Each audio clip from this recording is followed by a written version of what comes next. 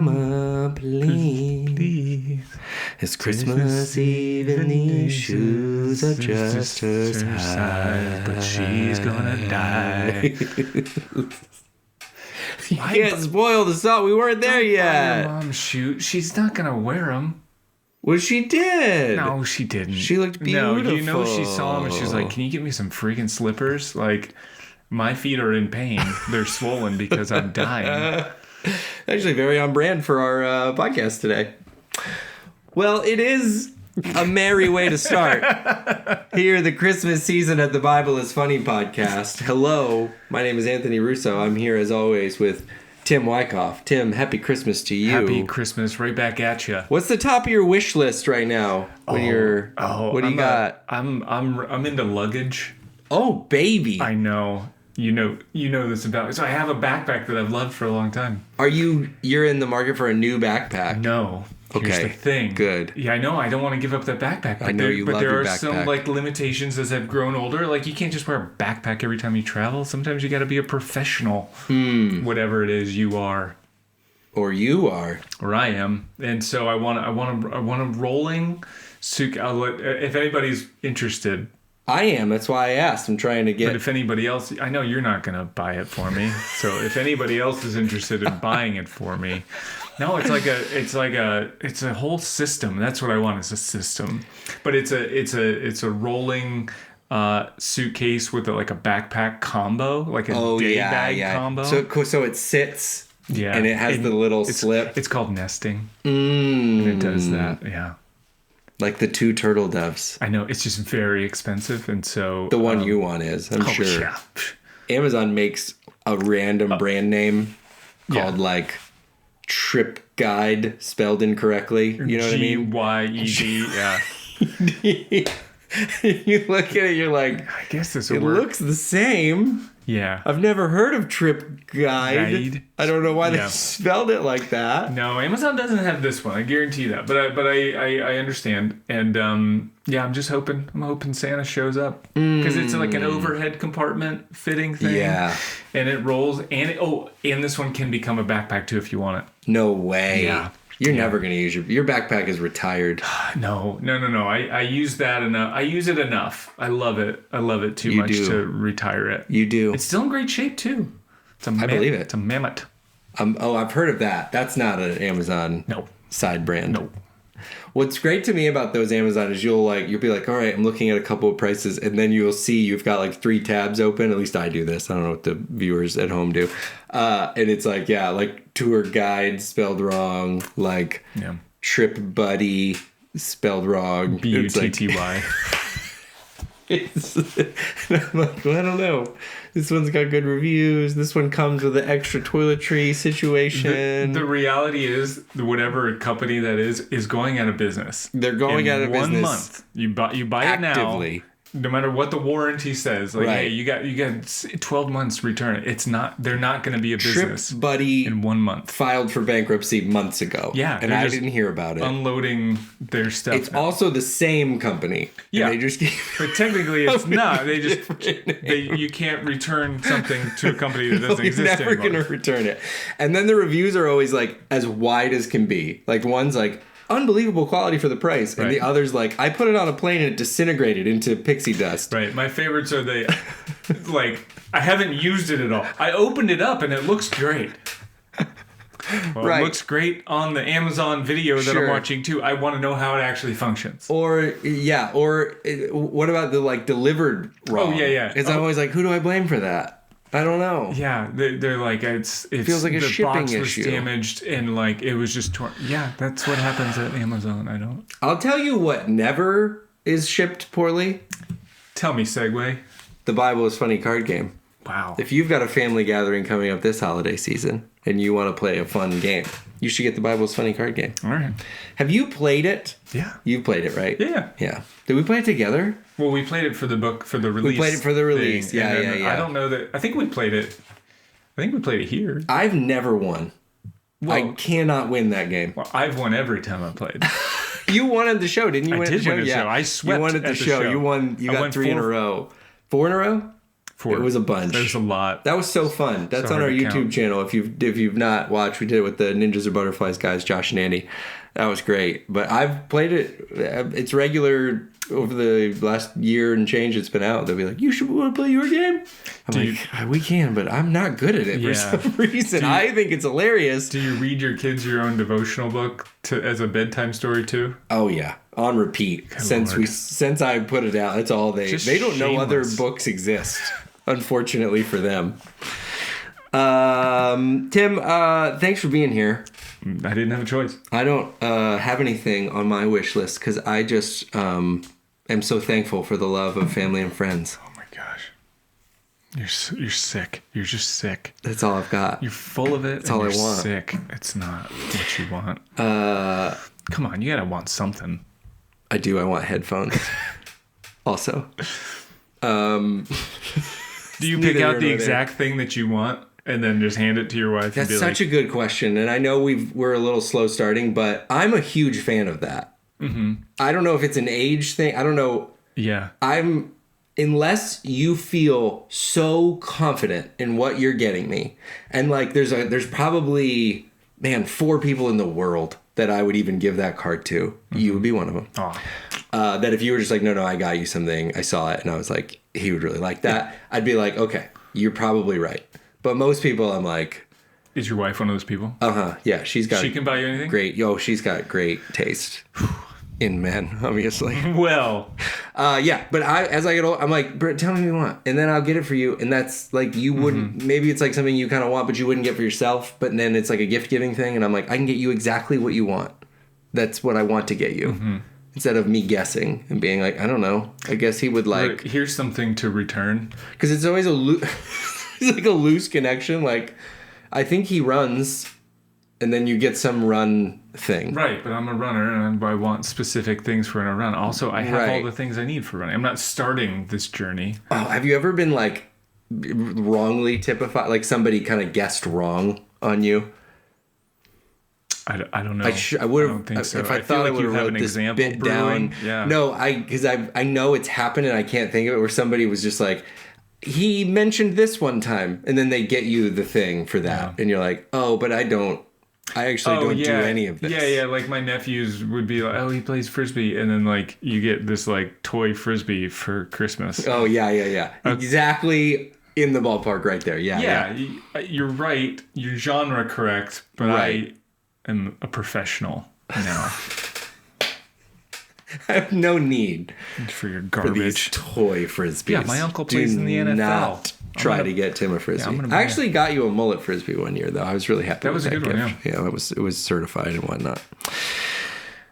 Fans, friends, family. Foes that are here keeping us closer because of the advice you were given. Today is a little segment we like to call Cheat Day Devos. Mm-hmm. I recently heard from my mom her favorite segment. What? Of the 2 segments we do. Did she say who her favorite character was? Shouts out to Sue. I'm not answering that question because we already know. Cheat Day Devos. This is what we do. We like to get into the Bible. We like to get in there. Just dig in. Burrow. We don't just dig in with our little sand shovels at the beach. Little sand shovels. We don't have big tools, and that's a great segue because we don't know a lot. We don't know much. Speak for yourself. Tim might, but whatever tools he has, he doesn't use them here. No, I keep them to myself. He has them in his garage. This is Cheat Day Devos. We're going to read the Bible together. Tim and I here, you joining in. But this isn't the podcast where you get like, really deep doctrinal. No, unless you're like super shallow yourself.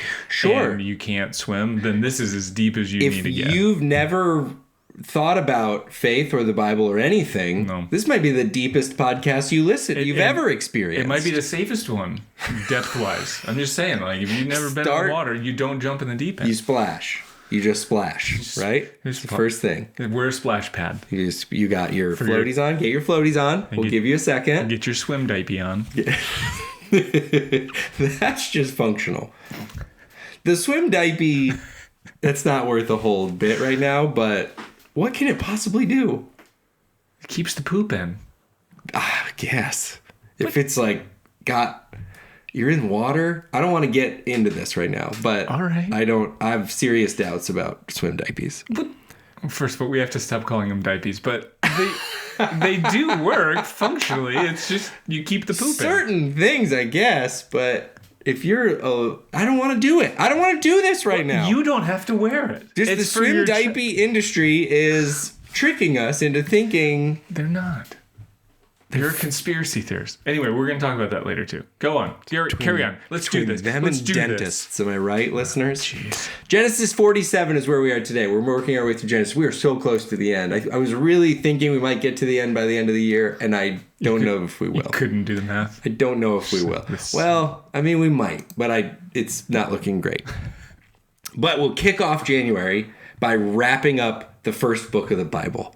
And that's a big deal. Yeah. Just like you and your Bible reading plan you started at the beginning of the year. Right? At the beginning of next year, I have finished Genesis. All right, Genesis 47. Joseph went and told Pharaoh. Gosh, it's getting harder to not do like any sort of recap, but you really have to listen to the last Sheet Devos to get fully caught up. It was Joseph. He's working in Egypt. His family just got there. Verse 1. Joseph went and told Pharaoh, my father and brothers with their flocks and herds and everything they own have come from the land of Canaan and are now in Goshen. He chose 5 of his brothers and presented them before Pharaoh. I love this because I got to say if you were a listener from last time, you remember there's like a turn in Joseph when his family comes and he's very excited and he's happy and he's crying a ton and just crying constantly. And then crying some more, yeah. And then it's almost like in one moment, the tears dry up and he's like, oh shoot, I have like a really good thing going here. Mm-hmm. And I don't want you schmucks to ruin it. You guys smell. I don't like you. 2, you smell. Right. Don't ruin this for me. Right. You just want things. Okay, where can I put you? Where can I put you? He starts telling them, okay, Pharaoh's going to ask you what you do. I love this from... Say you're shepherds. Say you're shepherds, which is hilarious because they are shepherds. And he's feeling like, don't lie, don't say so. You dummies are going to screw this up for me and yourselves, but mostly for me. Right? Don't. And he's so confident of this that just in this beginning of 47, so he's talking to all the brothers at the end of 46, and then he narrows it down to 5. Mm-hmm. So it's somewhere between 46 and 47. He's like, okay, you know what? I can't trust all 12 of them, or 11 of them. I can't. No. I'm going to just do the 5. And you know that 5 was probably also pretty high of a number. Like he probably wanted to narrow it down a little bit more. Right. He was like, well, I got to represent some of them. But yeah, I'm sure my brother, my one and only brother, was probably like, hey, every once in a while, like, hey, I don't need this other. I want fewer people representing me and my family. Right. So he picks 5. He chose 5 of his brothers, and he's like, okay. He gives them. I'm imagining the walk there. Remember, you are shepherds. Remember, you actually are, and then you're gonna say that that's what you are. Because apparently 6 of them couldn't get rehearsal right. You know, like he's like, hey, welcome to Egypt. What do you guys do for a living? I'm a doctor. Lawyer. Oh. Guys, you're shepherds. Okay, you gotta go. Okay, but you are. You cannot come shepherds. To meet the Pharaoh. You just can't do it. So then in verse 3, as advertised, Pharaoh asked the brothers, what is your occupation? Your servants are shepherds, they replied. Pharaoh, just as our fathers were. They also said to him, we've come to live here for a while because the famine is severe in Canaan and your servants' flocks have no pasture. So now please let your servants settle in Goshen. Which is very Cousin Eddie of them, just rolling in the RV going, right. Hey, times are hard. We're just gonna stay here for a little bit. Yeah. Just through the new year. And you know that Joseph is like, so they say, your servants are shepherds. They say this to Pharaoh, just as our fathers were. He's like, okay, great. We've come to live here. He's like, oh my gosh. He's literally couldn't have made this simpler. Nobody asked. He's got the full story. Why are you doing that? Come to live here just for a little while. Pharaoh says to Joseph, verse 5, your father and your brothers have come to you, and the land of Egypt is before you. Settle your father and your brothers in the best part of the land. Let them live in Goshen. And if you know of any among them with special ability, put them in charge of my own livestock. Which is a generous thing to say. Right. hey, here, have some work. If any of them are actually good at anything. Right, but I want to know the They can work specialty. for us. Like what kind of special ability you think they can do with the sheep? Like, you think they're like dietitians for the sheep? Like, Good question. they might have that kind of skill set. I mean, it's not like they're like a reptile farm that there's like a very niche thing. Sure. Yeah, no. Maybe there was. I mean, I have to think, as in any profession, you have like some people are better at different parts of it. So somebody's like, Right, that's what I'm saying. Like, what special ability can we possibly be talking about? well, you got like David and the bear and the like slingshot specialty. Right, but we're talking about farm, like the livestock. Like, I'm good at milking. Right. Maybe they really really get good at the milk out of the sheep. Geppetto. Maybe you had like a barber who really gets the wool looking nice, gets it out of there, and Oh, yeah, maybe that's it. you know what I mean? Yeah. Maybe but I just like the offer of like, you guys can come live here, and you know what? If you're really good at doing stuff, I'm gonna have you not take care of your own stuff. I'm gonna have you take care of my stuff. That does sound like my dad back in the day. He would be like, "Hey, you want to come visit? I'll put you to work." Yeah, thanks, Dad. Sure. You get there, and there's like light bulbs on the counter. And legit. There's like for real, I have paintbrushes and stuff. I have. Yeah. Oh, okay. Yeah, I mean, all right, I don't mind. But No, I did want to come here and drive 8 hours to come work Thought I for would- you for free. maybe we talk, but this is cool. No. I'll do this. Then Joseph brought his father Jacob in and presented him before Pharaoh. After Jacob blessed Pharaoh, Pharaoh asked him, "How old are you?"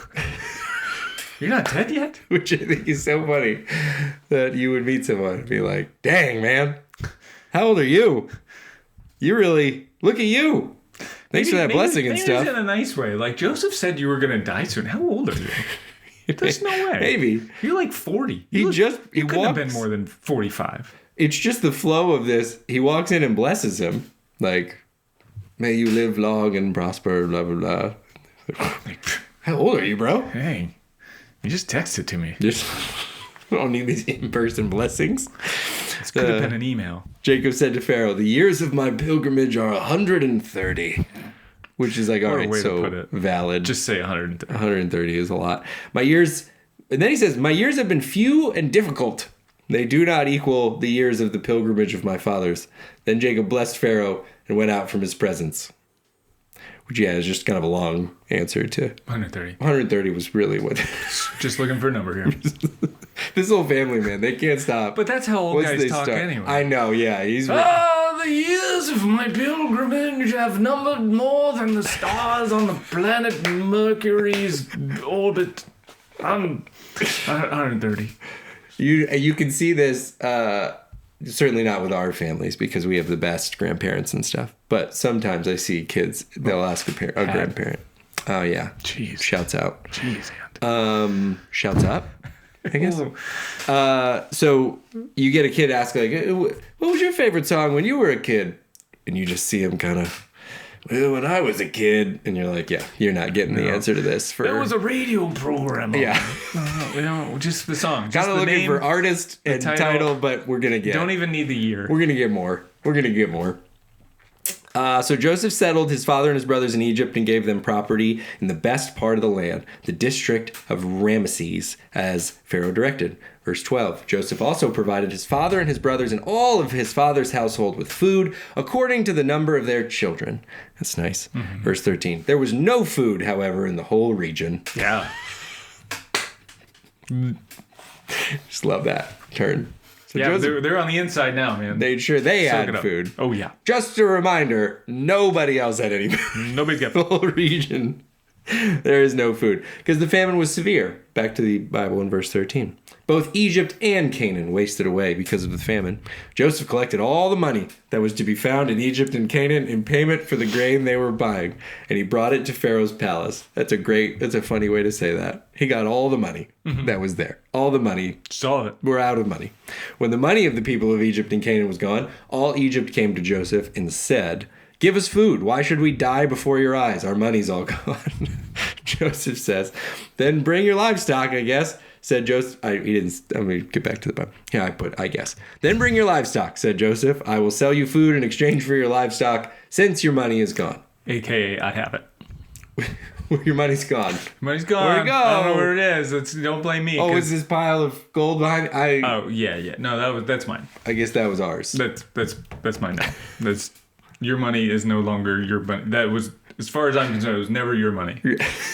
That's mine. But yes, you're right. Your money is gone. I just like this. It's because it reads like almost as generous, but then you're like, so I took all your money. I guess bring your livestock now. Take all of that. Right. And a little bit of me goes, and I am not a farmer. Yeah, no, I think you and I are about to get to the same point. I think a lot of people are curious, and I'm not. Let me just set the record straight. Your livestock can be food. Yes, that was my point. Right? Yes. It's funny to have livestock in exchange for food when it is that. Almost could be like more like I would think you got a milk producing animal that could produce milk. You could have more babies. I'm sure it's not that simple. There's like that's what I mean. That's what I mean. The goat has to eat other food to be able to produce milk and then make other little goats that you eat. But at the same time, it is food. You've exchanged food for food. For food. You're going. But maybe you're just sick of having goat too. That's true. That's true. Yeah, maybe. I love some lemons. Pistachios. I guess that is more Mediterranean. 17. So they brought their livestock to Joseph, and he gave them food in exchange for their horses, their sheep, and their goats, and their cattle, and their donkeys. And he brought them. He knew. Mm-hmm. The brothers knew they were after the donkeys from the start, and Joseph slow played it perfect. Now I have all the donkeys.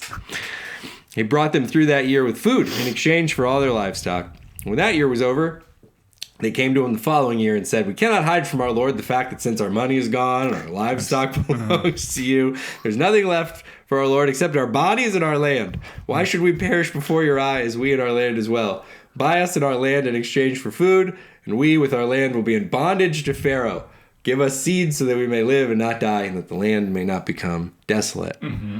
It's real cheery for this Christmas season. So Joseph bought all the land in Egypt for Pharaoh. The Egyptians, one and all, sold their fields because the famine was too severe for them. The land became Pharaoh's, and Joseph reduced the people to servitude from one end of Egypt to the other. He's a real hero. Mm-hmm. Mm-hmm. Real Robin Hood, you know? Yeah. Taken from everybody. He was the first Santa Claus. Robbed from the poor. I also can't help, and this is just the way I'm envisioning this, but they're kind of with nothing except our land and our bodies. And Judas was like, "Yeah, so I'll take the land. The land sounds good. That's what I want." But what about my body? But I said no. I heard what you said. No, you're pretty starved. Scrawny. I'm good. I'm gonna take the land. I'm gonna take the land here.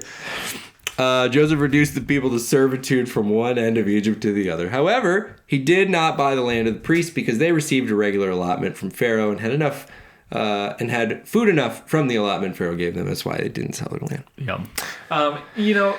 Looking back the last couple of verses, if I was a little bit more into conspiracy theories, it might look a lot like the winners here really told the history in a way that made themselves look good. Uh-huh. Just based on the wording in here. Like, they didn't have food, so we graciously sold them some of ours. Oh, right. Yeah, and then they ran out of money. We didn't know, like, we took it all. Right. Or like, price gouged them or anything. So we let them barter with us. Right. And give, their only remaining prized possessions and the cattle that would actually keep them alive. So we just took that.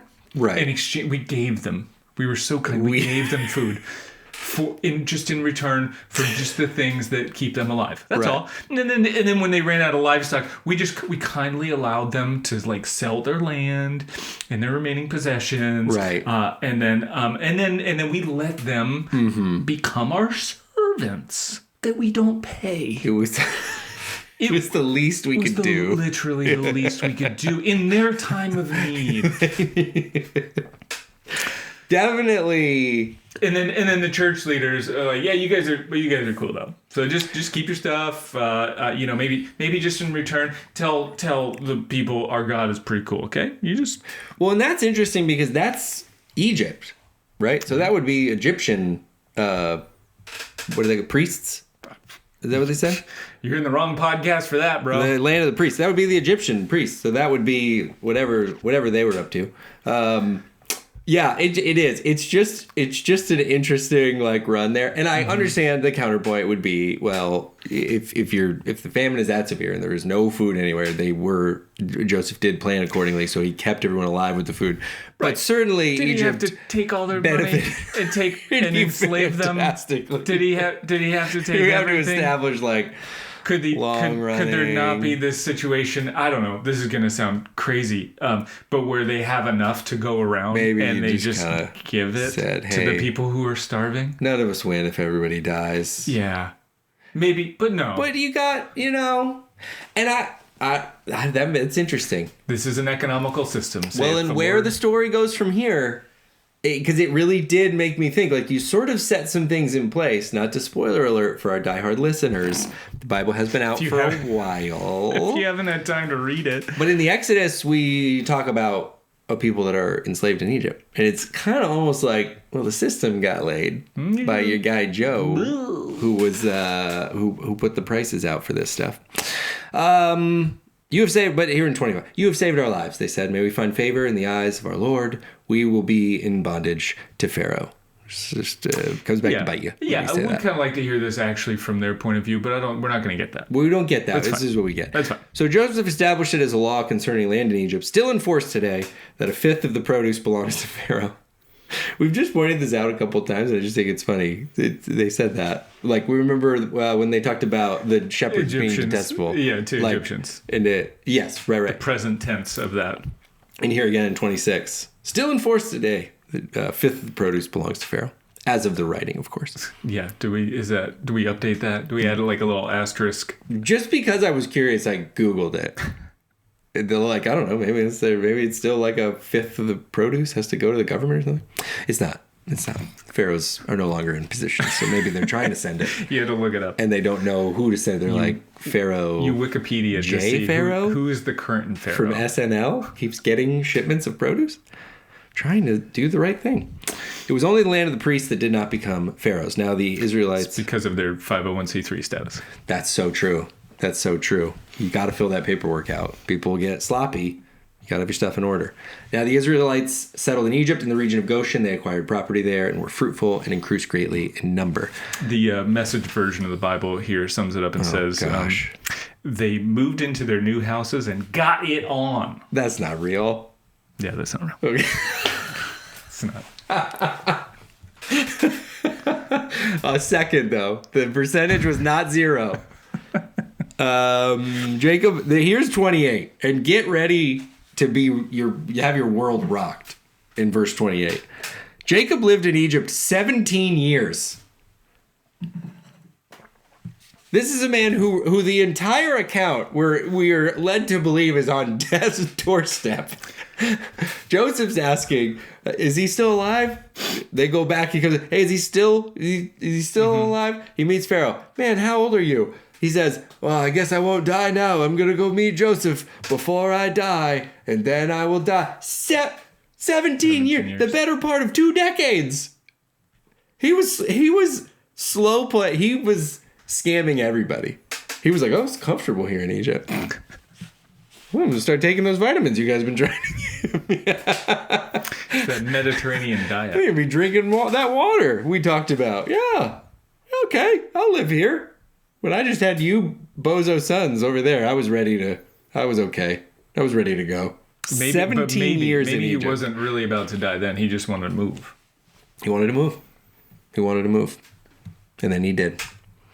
And the years of his life were 147, which math checks out because he was 130 earlier in the chapter. When the time drew near for Israel to die, he called for his son Joseph and said to him, if I have found favor in your eyes, put your hand under my thigh and promise that you will show me kindness and faithfulness. Do not bury me in Egypt, but when I rest with my fathers, carry me out of Egypt and bury me there. Bury me where they are buried. Yeah, I've tried to play that thigh game with my wife. She is not buying it.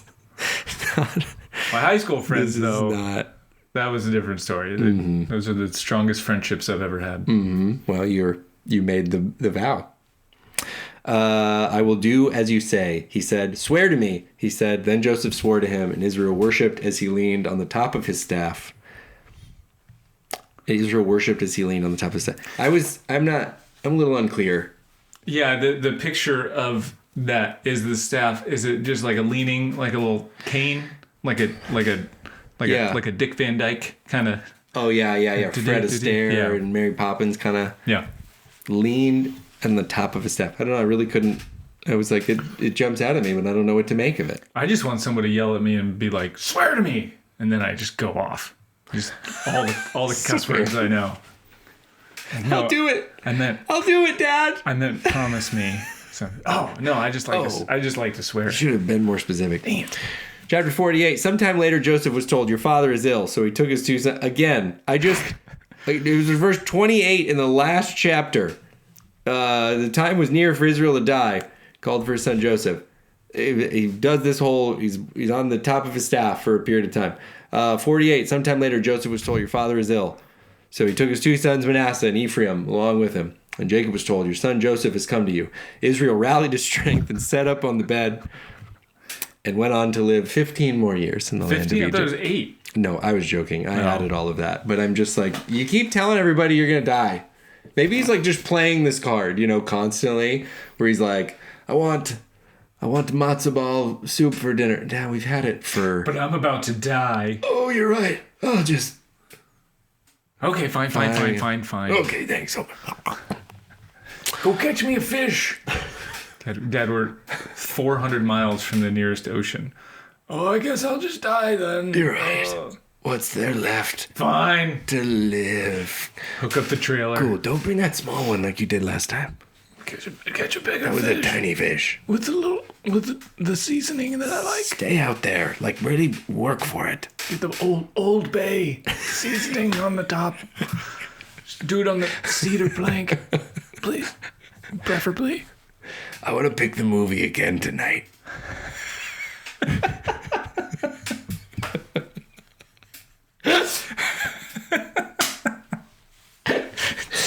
I draw the line.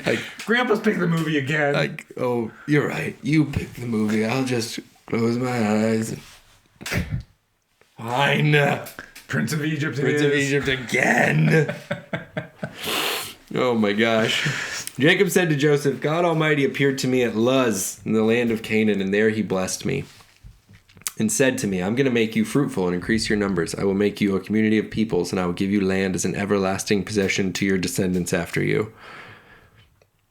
Till, at least for a period of time, you're going to have to sell it to Pharaoh. You're sort of like your son, because he's demanding it in exchange for food. But you guys will be okay. You'll get back there. Yeah. Emphasis mine. Verse 5. Now then, your two sons born to you in Egypt before I came to you here will be reckoned as mine. Ephraim and Manasseh will be mine, just as Reuben and Simeon are mine. Any children born to you after them will be yours. You can keep those. You can hang on to those. You're just going to pre-tithe to me your children. I'll take the first two. I've met them. I like them. Just met them, by the way. Just as much. He's still, by the way, trying to make up ground here with Simeon, whom he left in Egypt for a period of time. Just as much a son as Reuben and Simeon. Simeon? Simeon is my boy. My son, whom I love. I love so much that I'm going to pick up 2 more sons. Kind of spread the love around. Any children born to you after them will be yours. That is just a funny way to word that. I don't know the tradition going on here. In the territory they inherit, they will be reckoned under the names of their brothers. As I was returning from Padan, to my sorrow, Rachel died in the land of Canaan while we were still on the way, a little distance from Ephrath. So I buried her there beside the road of Ephrath, that is Bethlehem. To my sorrow, Rachel died, and I was in such sorrow that I buried her on the side of the road. So I could easily access her gravesite down the road if I were to happen to be traveling in that area. Right. But I was sad. Right. I was so very sad. I like the sort of... Some people want to be buried by the side of the road because it's enjoyable. They get to meet a lot of travelers. Fancy tombs and their gravestones. Beautiful, not me. Not our family. No, Rachel, she did not want that. She specifically said, specifically whatever road between the sidewalk and the road where the water runs. Yes. I like the sort of rambly nature of 5 through 8. So he starts off, now then, your 2 sons were born to in Egypt. Ephraim and Manasseh, I love them so much. They're like my own children, Reuben. And of course there's Simeon, and there was a thing, and I forgot it. Any children born after you to them, they will be yours in the same way they will be reckoned with my children. Because I was traveling, and my wife Rachel died. And so we buried her there, just right there. We had a name, and then it was Bethlehem, but there was another name. And then he goes right into 8. When Israel saw the sons of Joseph, he asked, Who are these? Who are these? You mean the kids, Dad? Those are mine. We just talked about them. The marriage of mother there, and it used to be a different name. What are these jokers? Shouldn't they be in school? Those are my kids, Dad. Call them vagrants. No, I think they're vagrants. No, you just met them after being here for 17. Those are my kids. That's don't get rid of them. How do you 2 verses prior say they're going to be like I love them so much? Well, there's a history of not recognizing your kids in this family. There are so many to keep track of. To 8. But and then this one's hairy. That must be a goat. No, that's not a goat. That's me, Dad. That's the name of this podcast. That's not a goat. That's me, Dad. When Israel saw the sons of Joseph, he asked, Who are these? They are the sons God has given me here, Joseph said to his father. Then Israel said, Bring them to me so I might bless them. Israel's eyes were failing because of his old age. He could hardly see, so Joseph brought his sons close to him, and his father kissed them and embraced them. Get a little closer, kids. Pop-Up wants a kiss. Pop-Up wants a kiss. A kiss from these 2 I thought were strangers a second ago. But just a big one on the mouth, huh? Israel said to Joseph, I never expected to see your face again, and now God has allowed me to see your children too. I think that's funny because, he's been there for 17 years. Yeah, Dad, you could have stopped by. He never met the kids? What's he been doing? Oh, they're all busy with school and they're yachting that they're into nowadays. I can't get to the water. Rip, I keep getting reports that you're at the dog track in Egypt. It's a hobby of mine. Watch the little baby ponies play. Why can't you come up to see the boys? They don't want to see me anyway. But you know what? I love those boys of yours. I love them. This is the best. Children. No. But these are your boys. Oh, yeah. Okay. Come here, let me give you a kiss. I never expected to see your face again, and now God has allowed me to see your children too. Then Joseph removed them from Israel's knees and bowed down with his face to the ground. And Joseph took both of them, Ephraim on his right. So it's very detailed here. Yeah, it's tricky. Ephraim on his right toward Israel's left. So my right would be your left. So we got a kid here. And Manasseh on his left toward Israel's right hand. I'm Israel here. So okay. So he's very intentional about this. But Israel reached out his right hand and put it on Ephraim's head, who was over here, though he was younger.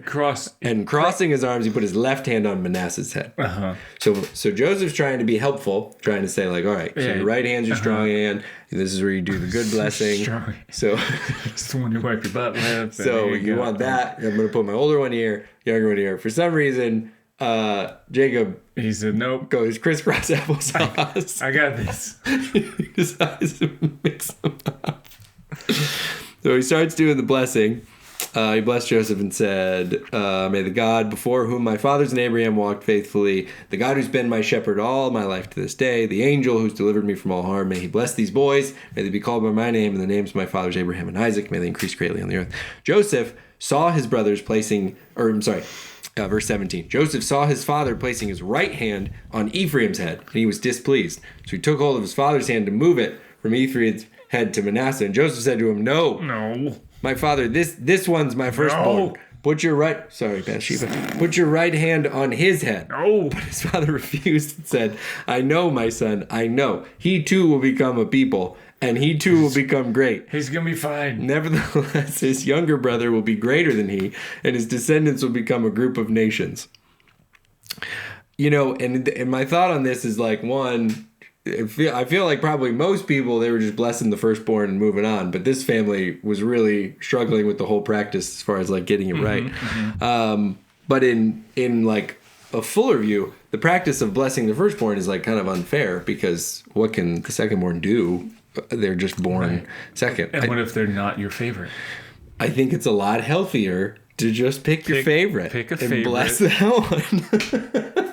Just go all in. Everybody, you can't make it too obvious, but then when it comes time for you to die, you can just admit it. That you just don't do the firstborn bit. Do your favorite, and then overly bless that one. Which one is your favorite kid out of yours? All of them. All of them are Terrible.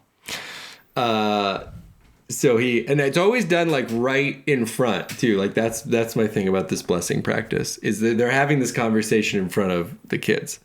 Like they have an old man's hand on their head, and their dad and their grandpa are having a conversation about like fighting. No, this, like, this one's gonna be real. This one's gonna be okay. Oh, Stop it! Dad, you got the wrong hand on the wrong kid. This one's gonna be okay. He's gonna be fine. This one, big time This over one here. will have many He's United gonna have a Nations lot of under God. stuff going on here. It's a big with time liberty. thing.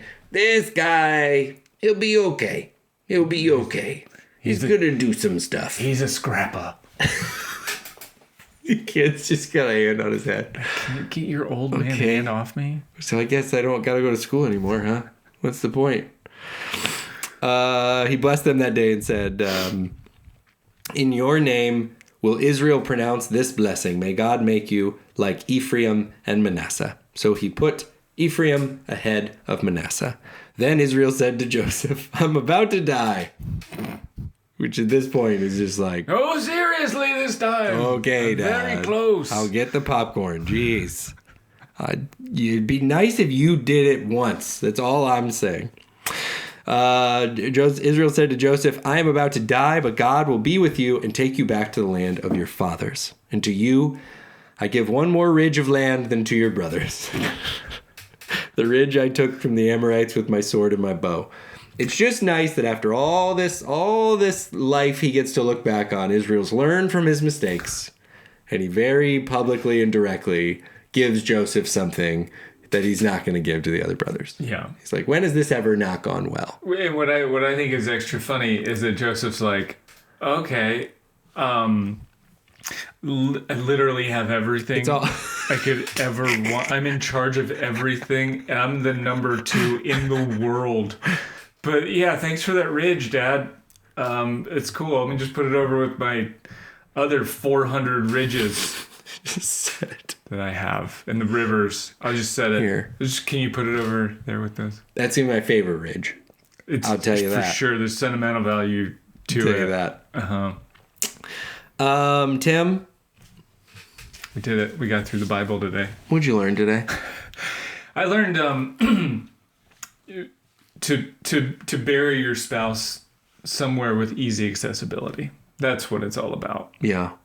There's sentimental value to the convenience of visiting your dead relative. Just right on the side of a thoroughfare. Yeah, because I had to go a long ways out of the way to see my grandparents this past summer in their grave where they were buried. So if they were you lived this. If this they were is right coming. at the intersection of like I-75 and I-10, that'd be great. You could access it basically from anywhere in the country in Right. minutes. You just gotta go buy it, turn around at the next exit. Oh, Go so ahead. so convenient. It's where I want convenience out of my dead loved ones. Yeah, What'd you checks learn? out. What'd you learn, Ant? Checks out. I think I learned the Israel strategy here of like really this is kind of a back pocket for me, but I know we have a lot of older listeners. If you're not already, just kind of play it up, the health stuff. You know what I mean? Like, oh, right. I don't know. So can somebody pick me up and take me to the dog track? No, I have a work today, Dad. Oh, okay. Well, I'm just about to die. I don't know. If I lose you, just, have a good rest of your life. I'll just dream of the puppies one more time as I fade. Really play it up. Okay, Dad. Fine, get in the car. Dad. 17 years you can keep that up. You just keep... That's in addition to the other... Anyway, yeah. Keep doing it. Keep doing it. Get what you can out of being old. Wow. This one felt extra festive to me. A lot of Christmas spirit all over this one. People all over are like, the Bible's funny. You're probably going to do the Christmas story at Christmas time. No. I'm certainly... We could do a little... We have a mission. We could go out of order for like a minute. I would never. I'm not even aware the rest of the Bible exists right now. 2 chapters of Genesis at a time. Well, 1 more in Genesis. Got 1 more. And then we're on to Exodus. Bible's funny, fam. You're the best. I hope your Christmas season is off to a great start. If you didn't get the notes in the beginning, rolly suitcase. Oh, yeah. Over your headphones. But, it's not about us. It's about you. Also, socks. I like socks. Never bad to get socks. Never bad to get socks. Like good, cool quality socks. Yeah. Right.